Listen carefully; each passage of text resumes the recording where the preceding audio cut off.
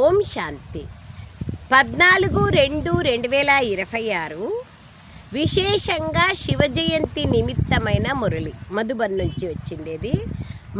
మధురమైన పిల్లలు, మీరు సర్వోత్తమ సౌభాగ్యశాలి బ్రాహ్మణ కుల భూషణులు. మీకు స్వయంగా భగవంతుడే అభినందనలు చెప్తున్నారు. Underline.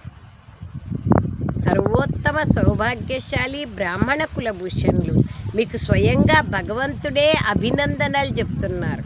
Greetings, birthday greetings. Baba birthday, so మనందరి బర్త్డే కదా. ప్రశ్న: తండ్రి పిల్లలకు సృష్టి సమాచారాన్ని సంగమయుగంలోనే వినిపిస్తారు, కానీ సత్యుగంలో వినిపించరు. ఎందుకు? సృష్టి యొక్క సమాచారాన్ని సంగమయుగంలోనే వినిపించాలి. సత్యుగంలో వినిపిస్తే కిందికి ఎట్లా దిగుతాము? ఇవన్నీ వినిపిస్తే సత్యుగం యొక్క సుఖాన్ని అనుభవం చేయలేం కదా. అదే సంగమయుగంలో వినిపిస్తే మొత్తం యావత్తు సృష్టి ఆది మధ్యాంత జ్ఞానాలు మనకి ఖుషి అనేది ఉంటుంది. జవాబు: ఎందుకంటే సత్యుగం ఆది సమయం. ఆ సమయంలో మొత్తం సృష్టి అంతటి సమాచారాన్ని అనగా సృష్టి ఆది మధ్యాంత జ్ఞానాన్ని ఎలా వినిపించగలరు? ఆదిలోనే మనం ఎట్లా కింది దిగుతామని ఎలా వినిపిస్తారు? చక్రం పూర్తి అవ్వనంత వరకు చక్రం యొక్క సమాచారాన్ని ఎలా వినిపిస్తారు? సంగమయుగంలోనే పిల్లలైన మీరు తండ్రి ద్వారా పూర్తి సమాచారాన్ని వింటారు. మీకే జ్ఞానం అనే మూడవ నేత్రం లభిస్తుంది. మనకే జ్ఞానం అనే మూడవ నేత్రం లభించింది. ఓం శాంతి. ఓం శాంతి బాబా. ఈరోజు త్రిమూర్తి శివ జయంతి, బ్రాహ్మణ జయంతి, సంగమయుగ జయంతి, శుభదినం. సో బాబా అంటున్నారు ఈరోజు బాబా బర్త్డే, సో బ్రాహ్మణ జయంతి, సంగమయుగ జయంతి మరియు శుభదినం. ఈశ్వరీయ జన్మసిద్ధ అధికారానికి శుభాకాంక్షలు కూడా. బాబా ఇవ్వలేని వారు ఎందరో ఉన్నారు. బాబా అంటున్నారు చూడండి, ఈశ్వరీయ జన్మసిద్ధ అధికారపు శుభాకాంక్షలు కూడా. బాబా ఇవ్వలేని వాళ్ళు ఎందరో ఉన్నారు. శుభాకాంక్షలు కూడా ఇవ్వలేని వాళ్ళు ఎందరో ఉన్నారని బాబా అంటున్నారు. శివబాబా ఎవరు, వారి ద్వారా ఏమి లభిస్తుంది అనేది తెలియని వారు కూడా ఎందరో ఉన్నారు. వారు అభినందనలు ఏమర్థం చేసుకోగలరు? కొత్త పిల్లలు ఏమాత్రము అర్థం చేసుకోలేరు. ఇది జ్ఞానం యొక్క బాల్యం. శ్రీకృష్ణుడు నాట్యం చేసేవాడు అని అంటారు కదా. ఇక్కడ పిల్లలు రాధాకృష్ణులుగా అయ్యి నాట్యం చేస్తారు, కానీ నిజానికి నాట్యం విషయం ఏదీ లేదు. వారక్కడ సత్యుగంలో బాల్యంలో యువరాజులు యువరాణులతో నాట్యం చేస్తారు. వీరు బాబ్దాదా అని పిల్లలకు తెలుసు. దాదాని గ్రాండ్ ఫాదర్ అని అంటారు. ఈ దాదా దైహికమైన తండ్రి, ఇక్కడ అద్భుతమైన తండ్రి ఉన్నారు. ఈ దాదా ఆత్మికమైన వారు మరియు బ్రహ్మబాబా దైహికమైన వారు. వీరిని బాబ్దాదా అంటారు. తండ్రి నుండి దాదా ద్వారా వారసత్వం లభిస్తుంది. వారసత్వం తాతది. ఆత్మలందరూ సోదరులు కావున వారసత్వం తండ్రి నుండే లభిస్తుంది. ఆత్మలైన మీకు మీ శరీరాలున్నాయి, మీ కర్మేంద్రియాలున్నాయి. నన్ను నిరాకారుడు అని అంటారు. తప్పకుండా నాకు శరీరం కావాలి. అప్పుడే పిల్లలకు రాజయోగాన్ని నేర్పించగలను, లేక మనుష్యుల నుండి దేవతలుగా, పతితుల నుండి పావనులుగా అయ్యే మార్గాన్ని తెలియచేయగలను, లేక మురికి పట్టిన బట్టలను ఉతకగలను. తప్పకుండా వీరు పెద్ద చాకలివాడు. ఎవరు? బాబా, శివబాబా పెద్ద చాకలి. అంటే ఎట్లా మురికి పట్టిన బట్టలైనా బాబా ఉతుకుతారు. ఆత్మరూపి బట్టలు, శరీరం యొక్క బట్టలు కాదు. బాబా అదే అంటున్నారు, చాకలివాడు. బాబా ఒకసారి కంసాలి అంటారు, రత్నాకరుడు అంటారు. ఈరోజు బాబా చాకలి వాళ్ళు. మురికి పట్టిన బట్టలను ఉతకగలరు. తప్పకుండా వీరు పెద్ద చాకలి వాళ్ళు. వీరు మొత్తం విశ్వంలోని ఆత్మలను మరియు శరీరాలను ఉతుకుతారు. జ్ఞానము మరియు యోగ బలముతో ఇంతమంది ఆత్మలను ఉతకడం జరుగుతుంది. ఈరోజు పిల్లలైన మీరు వచ్చారు. మీరు శివబాబా యొక్క అభినందనలు తెలిపేందుకు వచ్చారని మీకు తెలుసు. మీరు ఎవరికైతే అభినందనలను తెలుపుతారో ఆ తండ్రి కూడా పిల్లలైన మీకు అభినందనలు చెప్తున్నారు. ఎందుకంటే మీరు చాలా సర్వోత్తమ సౌభాగ్యశాలి బ్రాహ్మణ కుల భూషణులు. దేవతల మీ అంత ఉత్తములు కాదు, దేవతలకి జ్ఞానం లేదు కదా, మనంత ఉత్తములు, బ్రాహ్మణులంత ఉత్తములు కాదు. బ్రాహ్మణులు దేవతల కన్నా ఉన్నతమైన వారు, ఉన్నతోన్నతమైన వారు తండ్రి. వారు మళ్ళీ బ్రహ్మతనువులేకి వస్తారు.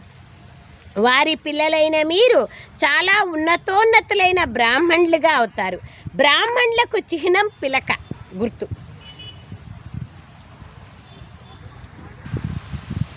సో బాబా అంటున్నారు, ఉన్నతోన్నతమైన వారు బాబా అయినారు.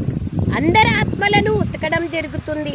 సర్వోత్తమ సౌభాగ్యశాలి బ్రాహ్మణ కుల భూషణులు మీరు. భగవంతుడే స్వయం వచ్చి మనకు అభినందనలు తెలుపుతున్నారంటే సర్వోత్తమ సౌభాగ్యశాలి బ్రాహ్మణ కుల భూషణులు. దేవతలు మీ అంత ఉత్తములు కాదు. అంత నశ ఉందా అది చూసుకోవాలి. బ్రాహ్మణులు దేవతల కన్నా ఉన్నతమైన వారు, ఉన్నతోన్నతమైన వారు తండ్రి. మళ్ళీ బ్రహ్మతనువులేకి వస్తారు. వారి పిల్లలైన మీరు చాలా ఉన్నతోన్నతులైన బ్రాహ్మణులుగా అవుతారు. బ్రాహ్మణులకు చిహ్నంగా పిలకం చూపిస్తారు. దేవతలు వారికన్నా కింద ఉంటారు. అందరికైనా పైన బాబా ఉంటారు. పిల్లలైన మీకు స్వర్గ వారసత్వాన్ని ఇచ్చేందుకు బాబా పిల్లలైన మిమ్మల్ని బ్రాహ్మణులుగా తయారు చేశారు. ఈ లక్ష్మీనారాయణల మందిరాలను ఎన్ని తయారు చేశారో చూడండి. వారికి నమస్కరిస్తూ ఉంటారు. వీరు కూడా మనుష్యులేనని భావించాలి. లక్ష్మీనారాయణలు ఇరువురు వేరువేరు. ఇక్కడైతే ఒకే మనిషికి 2 పేర్లు ఉంటాయి.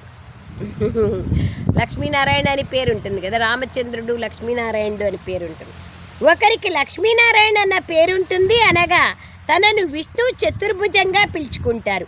లక్ష్మీనారాయణ లేదా రాధాకృష్ణులుగా అన్న పేరుని పెట్టారు, అనగా చతుర్భుజులైనట్లే కదా. ఆ విష్ణువు సూక్ష్మవతనం యొక్క లక్ష్యం. మీరు ఈ విష్ణుపురికి అధిపతులుగా అవుతారు. బాబా అంటున్నారు, బ్రాహ్మణీలను తయారు చేశారు. ఈ లక్ష్మీనారాయణల మందిరాలను ఎన్ని తయారు చేశారో చూడండి. వారికి నమస్కరిస్తూ ఉంటారు. వీరు కూడా మనుష్యులేనని భావించాలి. లక్ష్మీనారాయణలు ఇరువురు వేరువేరైనారు. ఇక్కడైతే ఒకే మనిషికి 2 పేర్లు కూడా ఉంటాయి. లక్ష్మీనారాయణ, రామచంద్రుడు, సీతారాముడు, ఎన్నో పేర్లు పెట్టుకుంటారు. రాధాకృష్ణుడు విష్ణు చతుర్భుజులుగా పిలుచుకుంటారు. లక్ష్మీనారాయణ లేదా రాధాకృష్ణ అన్న పేర్లను పెట్టుకుంటారు, అనగా చతుర్భుజులైనట్లే కదా. ఆ విష్ణువు సూక్ష్మవతనం యొక్క లక్ష్యం. మీరు ఈ విష్ణుపురికి అధిపతులుగా అవుతారు. ఈ లక్ష్మీనారాయణలు విష్ణుపురికి యజమానులు. విష్ణువుకి 4 భుజాలు ఉంటాయి. 2 లక్ష్మీవి, 2 నారాయణువి. మేము విష్ణుపురికి అధిపతులుగా అవుతున్నామని మీరు అంటారు.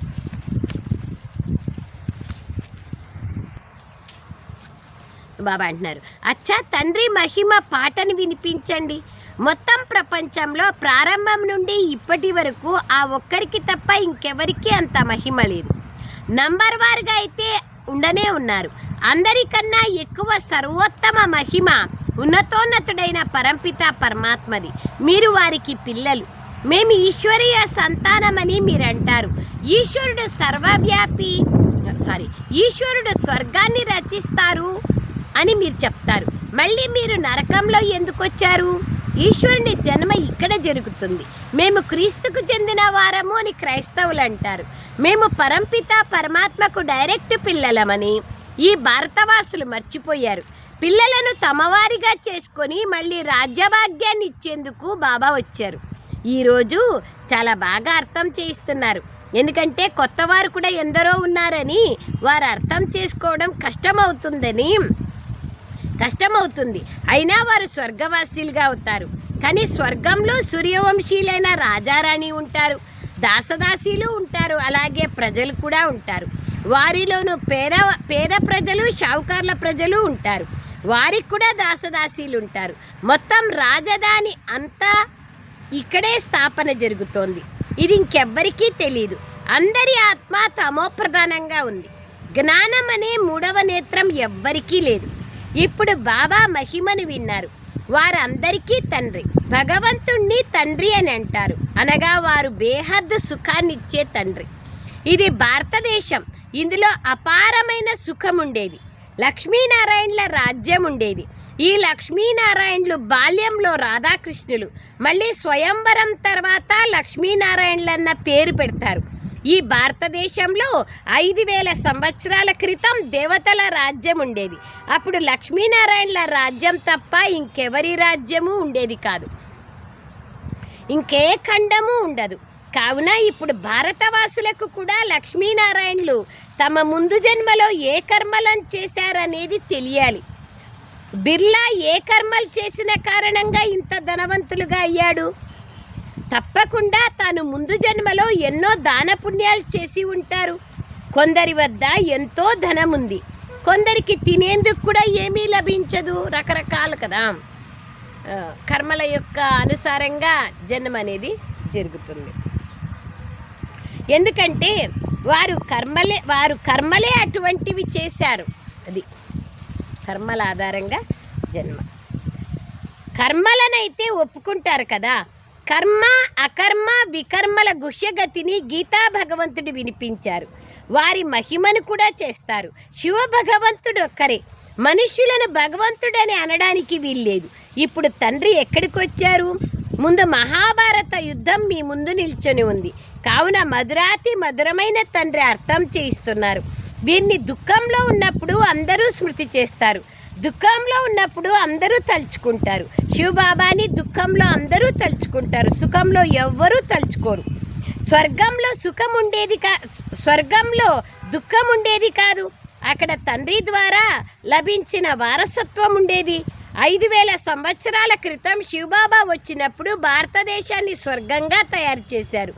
ఇప్పుడు నరకంగా ఉంది. స్వర్గంగా తయారు చేసేందుకు బాబా వచ్చారు. ఇది ప్రపంచానికి తెలియని కూడా తెలియదు. మేమందరం అందులము అని అంటారు. అందులకు చేతికర్ర అయిన ప్రభు మీరు రండి, మీరొచ్చి మాకు నేత్రదానం చెయ్యండి అంటారు. యా నేత్రము? ఈ 2 నేత్రాలు కంటి డాక్టర్లు చేస్తారు, కానీ 3వ నేత్రం యొక్క ఆపరేషన్ బాబా చేస్తారు. అదే బాబా చెప్తున్నారు. సో బాబా అంటున్నారు, బిర్లా ఏ కర్మలు చేసిన కారణంగా ఇంత ధనవంతులుగా అయ్యారు అని అంటారు. తప్పకుండా తాను ముందు జన్మలో ఎన్నో దాన పుణ్యాలు చేసి ఉంటారు. కొందరి వద్ద ఎంతో ధనం ఉంది, కొందరికి తినేందుకు కూడా ఏమీ లభించదు. ఎందుకంటే వారు ముందు జన్మలో చేసిన కర్మ అటువంటిది. కర్మల అనుసారంగా జన్మ కదా. కర్మలనైతే ఒప్పుకుంటారు కదా. కర్మ అకర్మ వికర్మల గుహ్యగతిని గీతా భగవంతుడు వినిపించారు అంటారు. వారి మహిమను విన్నారు. భగవంతుడు ఒక్కరే. మనుష్యులను భగవంతుడు అనడానికి వీల్లేదు. దైవీ గుణాలున్న వాళ్ళని దేవతలు అంటారు, కానీ దేవాది దేవుడని భగవంతుడినే చెప్తారు. సో బాబా అంటున్నారు, భగవంతుడు అనడానికి వీల్లేదు. ఇప్పుడు తండ్రి ఎక్కడికి వచ్చారు? తండ్రి ముందు మహాభారత యుద్ధం నిలిచి ఉంది. కావున మధురాతి మధురమైన తండ్రి పిల్లలకు అర్థం చేయిస్తున్నారు. భగవంతుణ్ణి దుఃఖంలో ఉన్నప్పుడు అందరూ స్మృతి చేస్తారు, దుఃఖంలో ఉన్నప్పుడు అందరూ తలుచుకుంటారు. శివబాబాను దుఃఖంలో అందరూ తలుచుకుంటారు, సుఖంలో ఎవరూ తలుచుకోరు. స్వర్గంలో సుఖం ఉంటుంది, దుఃఖం ఉండదు. దుఃఖంలో తలుచుకుంటే సుఖాలే ఉండవని కబీర్ దాస్ అన్నారు. కానీ సుఖంలో మర్చిపోతాం కదా, దానికి ఆధారంగానే దుఃఖం కలుగుతుంది, దేహభ్రాంతిలోకి వస్తాం. శివబాబాను దుఃఖంలో అందరూ తలుచుకుంటారు, సుఖంలో ఎవరూ తలుచుకోరు.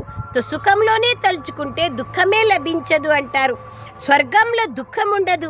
అక్కడ తండ్రి ద్వారా లభించిన ముక్తి, జీవన్ముక్తి యొక్క వారసత్వం ఉంటుంది. జీవన్ముక్తిలో దుఃఖం ఉండదు కదా. జీవన బంధనంలో దుఃఖం ఉంటుంది, జీవన్ముక్తిలో సుఖం ఉంటుంది. అది బాబా అంటున్నారు. ఇది ప్రపంచానికి తెలీదు. బాబా అంటారు, మేమందరం అందులము, మాకి దారి చూపించండి ప్రభు అంటారు. ఈ 2 కళ్ళు లేని అందులు కాదు, 3వ కన్ను లేదా జ్ఞాన నేత్రం తెలియని అందులు. అందుకే బాబా అంటారు, ఈ 2 కళ్ళు ఉన్నా కూడా 3వ కన్ను గురించి తెలియలేదంటే అజ్ఞాన అంధకారంలోనే ఉన్నట్లు కదా. మేమందరం అంధులము, అందులకు చేతికర్ర అని గాయనం కూడా చేస్తారు. మీరు రండి తండ్రి అని పిలుస్తారు. మీరు వచ్చి మాకు నేత్రదానం చెయ్యండి అంటారు. ఈ 2 కండ్ల యొక్క నేత్రదానం కాదు, ఇక్కడ కంటి ఆపరేషన్లు డాక్టర్లు చేస్తారు, ఐ స్పెషలిస్టులు. కానీ బాబా 3వ కన్ను యొక్క ఆపరేషన్ చేస్తారు. ఆ 3వ కన్నునే ఇవ్వమని అందుకే చెప్తారు భగవంతునికి త్రినేత్రి త్రికాలదర్శి అని. అందుకే బాబా అంటున్నారు నేత్రదానం చేస్తారు. పిల్లలైన మీకు జ్ఞానం అనే 3వ నేత్రం లభించింది. ఎప్పుడైతే ఆత్మలైన మనము ఎక్కడైతే ఆత్మలమైన మనముంటామో దాన్ని శాంతిధామం అంటారు. తండ్రి కూడా అక్కడే ఉంటారు. ఆత్మలైన మనము మరియు తండ్రి అక్కడే ఉంటాం. నేను మీ ఆత్మలందరికీ తండ్రిని, శివపరమాత్మను అని బాబా స్వయం చెప్తున్నారు. నేను అక్కడ ఉంటాను. మీరు పునర్జన్మల యొక్క పాత్రను అభినయిస్తారు. తండ్రి పునర్జన్మల్లోకి రారు. మనము జనన చక్రాల్లోకి వస్తాం. నేను మీ జన్మమరణ చక్రాల్లోకి రాను. నేను పాత్రను అభినయించను. మీరు విశ్వాధిపతులుగా అవుతారు, నేను అవ్వను. భగవంతుడు అంటున్నారు డైరెక్ట్గా. మీరు 84 జన్మలు తీసుకుంటారు. బాబా అంటున్నారు ఇతడ ఆత్మకు కూడా తెలీదు, బ్రహ్మాత్మకు. ఓ పిల్లలారా, మీకు మీ జన్మల గురించి తెలీదు. 84 జన్మల యొక్క రహస్యాన్ని నేనొచ్చి చెప్తున్నాను. ఇది అసత్యమైన విషయము, అది అసత్యమైన విషయము. నేను జ్ఞానసాగరుడు, పతితా పావనుడు. ఎప్పుడైతే అందరూ పతితులుగా అయిపోతారో అప్పుడు నేను వస్తాను. అప్పుడే వచ్చి సృష్టి ఆది మధ్యాంత రహస్యాలను అర్థం చేయించి త్రికాలదర్శులుగా మిమ్మల్ని తయారు చేస్తానని బాబా చెప్తున్నారు. మొట్టమొదట మనుషులు ఎలా రచింపబడ్డారు, భగవంతుడు సృష్టిని ఎలా రచించారు అని చాలామంది అడుగుతారు. ఒక శాస్త్రంలో ప్రళయం జరిగిందని చూపిస్తారు. అంటే మొత్తం యావత్తు సృష్టి వినాశమైపోయింది అని చూపిస్తారు. ప్రళయం జరిగింది. మళ్ళీ సాగరం నుండి రాగి ఆకుపైన చిన్న బాలుడైన కృష్ణుడు వచ్చాడని చూపిస్తారు.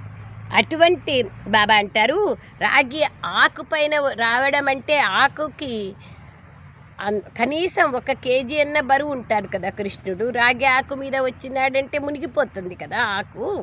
మరి ఆ విధంగా ఎందుకు చూపించినారంటే రాగి ఆకు అంతా మొత్తం భారతదేశం మాత్రమే మిగిలి ఉంటుంది. దాని గురించి అక్కడ ఆ విధంగా రాగి ఆకుపైన శ్రీకృష్ణుడు వచ్చినారని చూపిస్తారు. ఇది బేహద్ డ్రామా. సత్య త్రేతాయుగాలు పగలు, ద్వాపర కలియుగాలు రాత్రి. పిల్లలు బాబాకు అభినందనలు తెలిపిస్తారు. శివరాత్రి అంటే బాబాకు శుభాకాంక్షలు చెప్పేది. బాబా బర్త్డే, సో మనందరి యొక్క బర్త్డే. తర్వాత గీతా జయంతి కూడా బాబా తతత్వం అని అంటారు. మీకు కూడా అభినందనలు చెప్తున్నారు బాబా. బాబా అంటారు మీరు కూడా 100% దుర్భాగ్యశాలుల నుండి 100% సౌభాగ్యశాలీలుగా అవుతారు. భారతదేశవాసులైన మీరు అలా అవుతారు, కానీ మీకు దాని గురించి తెలీదు.